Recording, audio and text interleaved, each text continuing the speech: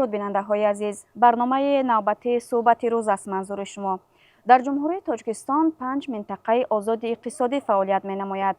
طول چند روز است که ما با سفری مطبوعاتی در منطقه های آزاد اقتصادی تاجیکستان تشریف آورده از فعالیت سوبیکت هایی که در آن عمل می‌نمایند دیدن نموده ایستاده‌ایم. حالا ما در منطقه آزاد اقتصادی دنغره قرار داریم و امکان داریم با رهبر منطقه آزاد اقتصادی دنغره صابرزاده جمشید هم صحبت شویم. تشکر که امکان یافتید برای صحبت با ما. می گفتید که منطقه آزاد اقتصادی دنغره کدام سال فعالیت خود را آغاز نموده است و امروز در این منطقه چند سوبیکت به قید گرفته شده است و سمت فعالیت آنها به کدام سمت ها روانه گردیده است؟ منطقه آزاد اقتصادی دنغره با قرار حکومت جمهوری تاجیکستان سال 2009 تأسیس داده شده است. سال 2011 541 هکتار را در بر گرفته. عین حال در منطقه آزاد اقتصادی دنغره 39 کارخانه به قید گرفته شده است و 15 تا آنها علاقه فعالیت میکنند، چطوری که امروز در نمایشگاه و کارخانه‌های صنعتی که شما دیدن نمودین، علاقه کارخانه‌های صنعتی 15 تاش علاقه کار و فعالیت میکنند. کارخانه هایی که علاقه فعالیت دارند به استحصال کدام نوع محصولات مشغول هستند؟ کارخانه‌ای که در منطقه آزاد اقتصادی دنغره فعالیت میکنند زیاده از 20 نوع محصولات استحصال میکنند. یکی از آنها کارخانه کارکردی کلاسکوی دکوراتیوی، متال کنسترکسیا، خشت‌های پخته، شبین و شغل، کارخانه کارکردی موسمی خیلی که شما دیدین پیسته را با کارکرد کرده و صادراتی و جمهوری امارات متحده عرب صادرات میکنند. اینجا با هست کارخانه‌ای که کارکرد کرده برای ساختمان‌های در جمهوری تاجیکستان، ساختمان‌هایی که بیناهایی که ساخته شده برای آنها به فروش برآورده شده است. خب در عموم در منطقه با آن شماره کارگاه‌هایی که فعالیت می‌نمایند چند نفر شهروندان به جای کار تامین گردیدند؟ از تاسیس‌یابی منطقه تا امروز زیاده از 600 نفر جایهای کاری دائمی در منطقه آزاد اقتصادی دنغره کار و فعالیت میکنند. خیلی که باز میگویم در منطقه آزاد اقتصادی دنغره کارخانه‌ای که به فعالیت شروع میکنند آنها متخصصا را از دانشگاه دولتی دنغره، از ملک‌های کسب آموزی که در ناحیه دنغره هستند یا شرطنامه دارند برای متخصص جلب کردن. متخصص جلب میکنند، متخصص به جای کار تامین میکنند، شرایط خوب، شرایط خورد و خوراکشون مهیا کرده آنها علاقه از دانشگاه دولتی دنغره و از ملک‌های کسب آموزی که در ناحیه دنغره تشکیل شده است از آنجا متخصصان و کارخانه تامین کرده شدند. امروز حکومت جمهوری تاجیکستان یک قطار امتیازها را برای آن صاحبکاران و تاجرانی که و آن سرمایه‌گذارانی که به منطقه های آزاد اقتصادی تشریف می آورند یگان تجارت خود را به راه میمانند، کارخانه ها بنیاد می نمایند، یک قطار امتیازها پیشنهاد نموده است.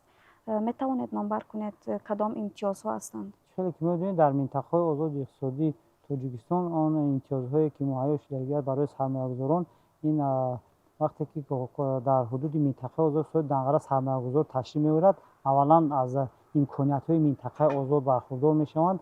اون امکانیت‌هایی که در منطقه آزاد اقتصادی دنغره داده شده است از تمام نمود اندازها، از تمام نمود باج‌های گمرکی آزاد هستند. در حالتی که اشیاء خام آورده در کارخانه است در خود منطقه کارکرد کرده به صادرات روان کنند، آنها از تمام نمود پرداخت‌ها آزاد هستند.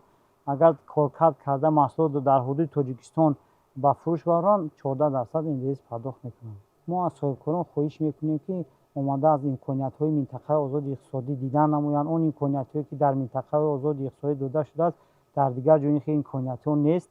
آمده یک بار برخوردار شوند و تمام امکانیت‌هایی که در منطقه داده شده است ما با آنها فهمانده کارخانه‌های صنعتی برای اولا برای تأسیس جای‌های کاری، برای اشیاءهایی که برای مال‌های واردی و وصل کننده هستند در کارخانه در منطقه آزاد اقتصادی دنغره کارخانه بنیاد نموده برای صادرات یا واردات مشغول شوند. وقتی کارخانه محصولات خود را استحصال میکنه و یا سرتیفیکات خود استانداردیزاسیون را میگذارند، همه نمود фаъолиятҳое ки дар ҳудуди минтақа ҷорӣ шуда аст, инҳо ҳуҷҷатгузорӣ намуда барои содирот ҳам равона мекунанд. Барои фурӯши худи бозори Тоҷикистон тамоми сифатҳои хуб, он ашёи хоме ки аз хориҷи кишвар инҳо ворид мекунанд, сифати баланд аст. барои ҳамун сифати хуб дар Тоҷикистон аллакай бозори худро гирифтагианд. дар ҳудуди минтақаи озоди иқтисодии Данғара зиёда аз 5 корхона муштарак сохта ба истифода дода шудаанд ва коргар аллакай кор ва фаъолият мекунанд. дар минтақаи озоди иқтисодии Данғара корхонаҳои ватанӣ ҳам чӣ хеле ки дидан намудед, зиёда аз 5 корхонаи ватанӣ аллакай истеҳсолот карда ба фурӯши бозор ва ба содирот ҳам машғул мебошанд. иқтидори соланаи минтақа дар соли 2024 ба $58 миллион расидааст, ки нисбати соли 2023 105% мебошад. дар 4 моҳи соли 2025 $39 миллион сомон истеҳсолот ба фурӯш бароварда шудааст, ки ин 4 маротиба зиёд мебошад нисбати соли 2024. дар минтақаи озоди иқтисодии Данғара мо нақшаҳои зиёд дорем. аввалан барои сармоягузорон мо бояд инфрасохтори зарурӣ дошта бошем.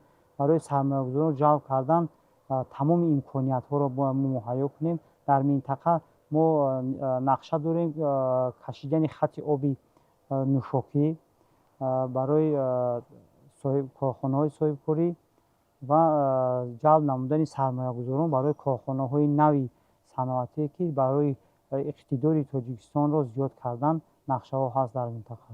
чӣ хеле ки шумо мебинед, дар минтақаи озоди иқтисодӣ тамоми имтиёзҳои андозӣ ва гумрукӣ дода шудааст. сармоягузорон фақат ду намуди андоз месупоранд: андози иҷтимоӣ ва андоз аз даромад.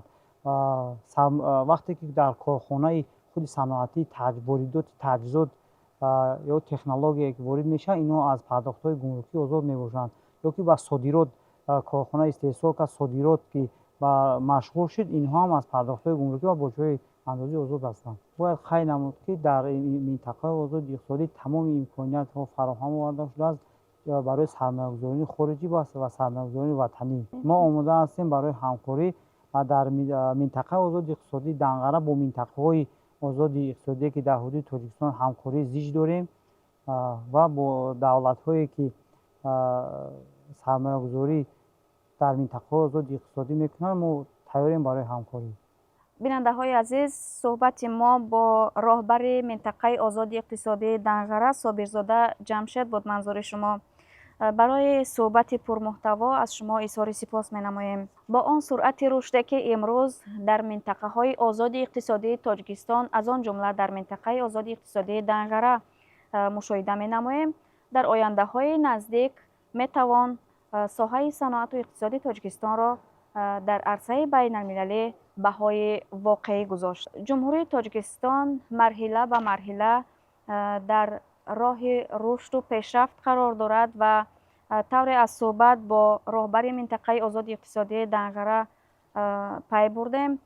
дар минтақа тамоми имконот барои рушди соҳибкорию сармоягузорӣ фароҳам аст ва ҳамзамон имтиёзҳои зиёде ба он соҳибкорону тоҷирону сармоягузороне ки мехоҳанд ба соҳаи саноат, ба рушди иқтисодиёти миллӣ саҳмгузорӣ намоянд, имтиёзҳо зиёд аст ва аз сармоягузорон, соҳибкорон даъват ба амал оварда мешавад, ки аз ин имтиёзҳои фароҳам гардида дар минтақаҳои озоди иқтисодии кишвар самаранок истифода намоянд, то саҳми хешро дар баланд бардоштани сатҳи некуаҳволии мардум ва иқтисодиёти ҷумҳурии Тоҷикистон гузошта бошанд.